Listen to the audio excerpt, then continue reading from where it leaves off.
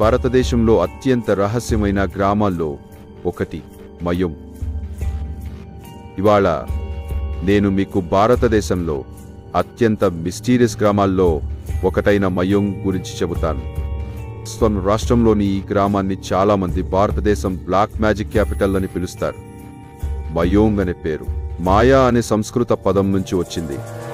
ఇది మాంత్రిక విద్య, తంత్ర విద్య మరియు అనేక రహస్యమైన శక్తులకు ప్రసిద్ధి చెందిన గ్రామం. మనుస్మృతి 1624 ప్రకారం అప్పట్లో మయోంగ్ ఒక గొప్ప మాంత్రిక కేంద్రంగా ఉండేది. ఇక్కడ ప్రజలు మంత్రశాస్త్రము, తంత్ర విద్యలు అభ్యసిస్తూ ఆచరిస్తూ ఉండేవారు. ఇప్పటి ఆధునిక యుగంలోనే కాదు, పురాణ కాలంలోనూ మయోంగ్ గురించి ప్రస్తావనలు ఉన్నాయి. మహాభారత ప్రకారం భీముడి కుమారుడు ఘటోత్కచుడు కురుక్షేత్ర యుద్ధానికి ముందు మయోంగ్ గ్రామానికి వచ్చి మాంత్రిక విద్యలు అభ్యసించినట్టు చెప్పబడింది. ఈ గ్రామం గురించి చాలా భయానకమైన కథలు ఉన్నాయి.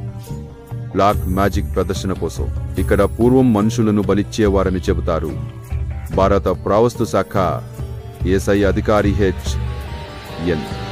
దత్తా మాటలో మయోంగ్ పురాతన తవ్వకాలలో మనుషులు బలి సంబంధిత ఆయుధాలు, తాంత్రిక వస్తువులు లభించాయి అని తెలిపారు. మయోంగ్లో జరిగే అపూర్వ సంఘటనలు. ఈ గ్రామంలో ఇప్పటికీ అనేక రహస్యాలు ఉన్నాయనే నమ్మకముంది.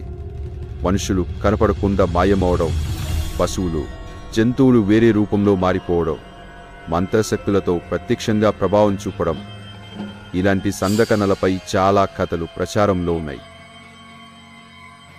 1337 మహమ్మద్ షా చక్రవర్తి సంఘటన.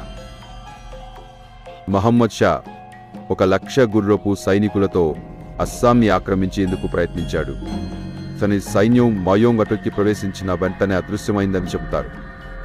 మరుసటి రోజు ఒక్క సైనికుడైనా మిగలలేదట. 1257 బెంగాల్ సుల్తాన్ తుగ్రిల్ ఖాన్ సంఘటన.